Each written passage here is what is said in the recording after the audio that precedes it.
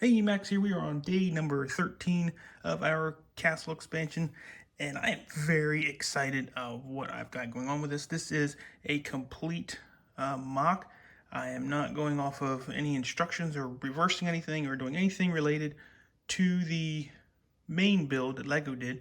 Finally getting into my own thing here, and I'm really happy with what I got so far. So, just to I'll give you a quick update. Yesterday we worked on the wine cellar downstairs, and that is down here underneath these rocks. And it's a tight space in there, but it turned out okay. So let's turn this guy around. So it's hinged here, and what I'm really happy with this about is how it all opens up. So we have a door here in the back. Now, I'm not even going to try to claim to know anything about wine cellars or wine or anything in particular. But this particular kingdom, they're going to have a lot of, they're going to have a vineyard. So they're going to have wine exports. So that's going to kind of be one of their things. So we have a winery here underneath, and looking up stuff about wine. So the only thing that I really saw, which it was in bold letters, no UV light on wine, and keep it cool. So that's why I wanted to try to build it in the side of a mountain. This side is probably eventually going to get some mountainous terrain also. We'll see. And then it said typically wine cellars were put on the interior of a building with no exterior walls really hitting it. So I do feel like I need to build something else around this. This side is definitely going to get a part of the castle coming that way. So this door is going to be an entrance, but it's going to be from inside of the castle. So those were two big takeaways I took. So I'm going to try to keep to that thought process and see what we come up with later. But for now, I'm working on this tower here. That's as far as I got for today. I've had enough building, but because I got to do a lot today on this, so I've had enough of that. But I got a little curtain wall here, and I tried to do a different height than the rest of the castle. And when you do those different heights, I think it gives it better depth and makes it look taller than what it really is. And that's what I'm going for. So that's what that is. This second floor is going to be a garrison at this point, I do believe. Either where some knights can get some rest that are on guard or working. So that's what this is going to be. It might, I don't think it's going to be a war room. That's going to be maybe more in the keep where the king and his knights will decide battles and things like that. So this is just going to be more of a sleeping quarters.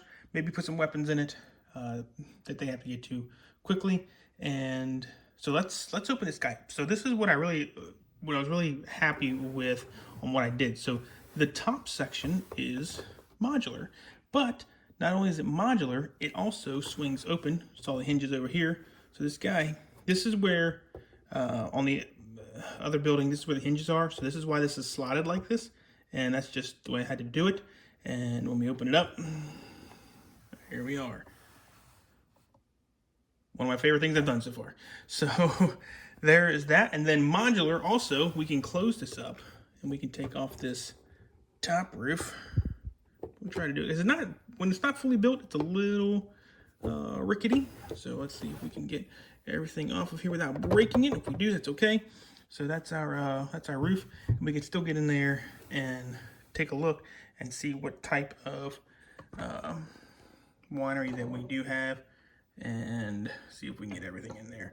So that is the top view down. So one thing about these builds, when you open them up, it splits the room in half. So I was trying to keep the hinge more on this side, so when you opened up, you still had a full room, because the kids are playing with this over on the big table, and they're having a hard time playing in the rooms because it splits it. So they're still fine, but I can definitely tell that they're like, is this part of this? I mean, because they can't comprehend what's going on. So this just opening up, this is more the room, and then this is our storage for parties and things like that they need. And I think it turned out fantastic. This was a lot of gray. My daughter came over, Kiwi came over, and she's like, Dad, that's a lot of gray. I'm like, yeah, it is. Let's get some different colors. So I just reused one of the tables that they had for the build. I tried to put some greenery up there and try to dot some different colors in here. Not to take away too much from it, but That's what I ended up with. So let me get this other build here. I'll put it up beside so you can see what they look like. This sloped particular piece here just looks out of place when this is by itself. So you'll see once I get it together how it looks a little bit better. So let me go grab that one and see the final close result of the kind of the ground level mountainside.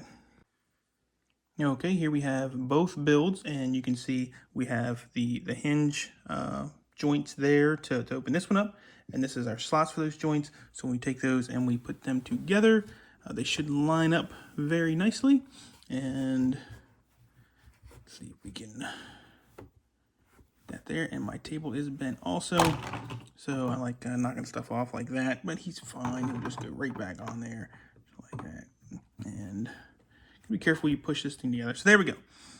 That's that together, and you can see with this mountain section here coming to that, it kind of more ties it in a little bit nicer. And when it's on a flat table, it looks really good, and really happy how this turned out, and just looking forward to adding more onto this.